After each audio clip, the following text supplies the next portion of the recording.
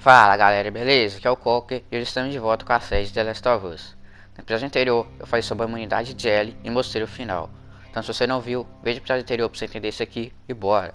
Nesse vídeo eu irei explicar o final de The Last of Us e falar os possíveis sinais alternativos.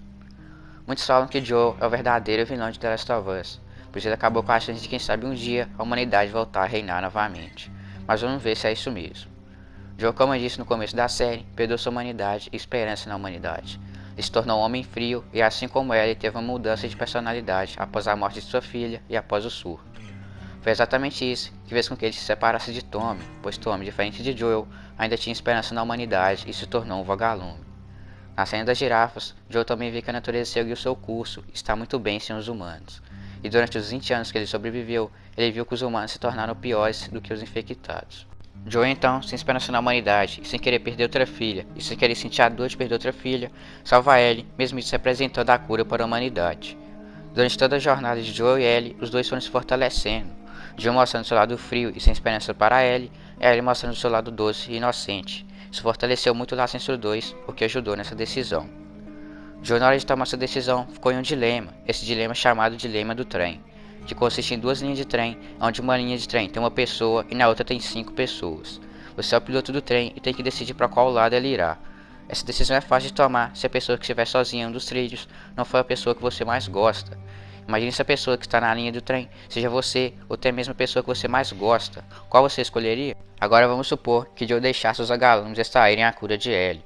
Eles teriam que fazer isso e ainda reproduzir o fungo retirado de Ellie em níveis laboratoriais.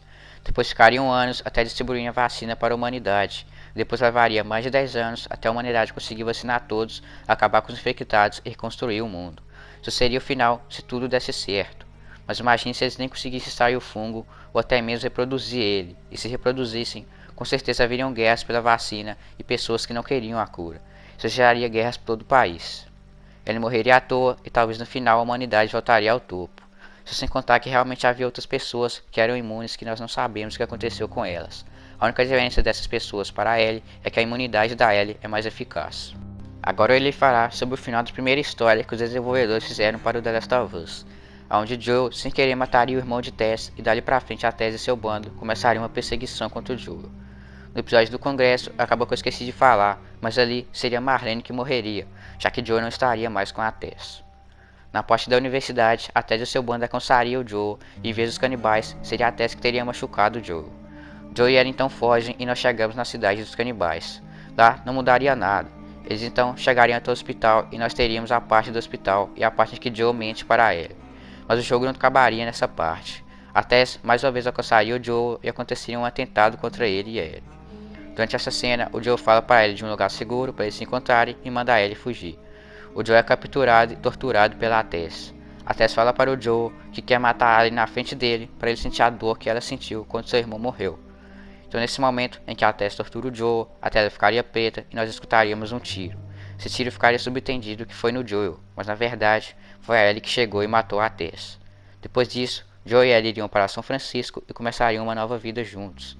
Os diretores descartaram essa ideia, pois além de não fazer muito sentido Joel ter um sentimento paterno do nada e querer salvar ele no começo do jogo, a Tess não teria motivação para ir atrás do Joel.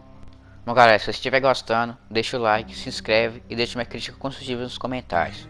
Fazendo isso, você me ajuda a melhorar a qualidade do canal e o YouTube entende que você gosta dos meus vídeos e irá recomendar eles para você.